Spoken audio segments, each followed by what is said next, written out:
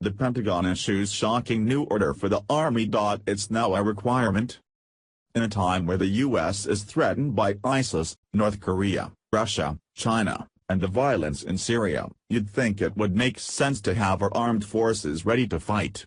But you'd be wrong, they're spending their time doing something completely different. Very different. I promise you I'm not making any of this up. Fact is, the Army, instead of preparing for any number of multiple wars, is training for one thing, the arrival of transgender soldiers. You read that right. This is what the left is doing to America's last line of defense. The Army has begun holding compulsory transgender sensitivity training for officers, soldiers and civilians as part of the Pentagon's effort to establish a welcoming environment for transgendered people.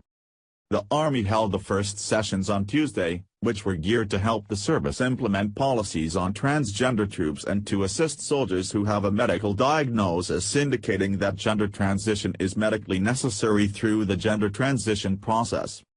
In short, the Army is spending its time helping out confused soldiers by preparing an environment for them that will be welcoming, warm, and ultimately nurturing. Which, mind you, is exactly the sort of phrase that puts fear in the hearts of ISIS soldiers. Nothing like welcoming, warm, and nurturing to make Islamic fundamentalists run away frightened. The truth is obvious here, the Army's priorities are skewed, obviously by the left. And I'm not the only one furious about it. So is James Mattis. In his testimony before the House Armed Services Committee, Mattis blamed Congress for not approving budgets in a timely manner or repealing laws that limit defense spending.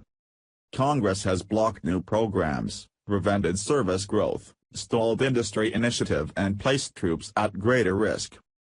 For all the heartache caused by the loss of our troops during these wars, no enemy in the field has done more to harm the readiness of our military than sequestration. Mattis speaks bluntly, but, believe it or not, he's still part politician. By which I mean that even here, he's holding back.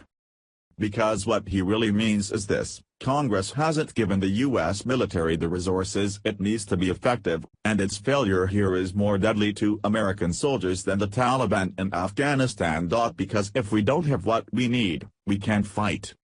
And now, we're spending what little we have on sensitivity training. Someone please wake me from this liberal nightmare.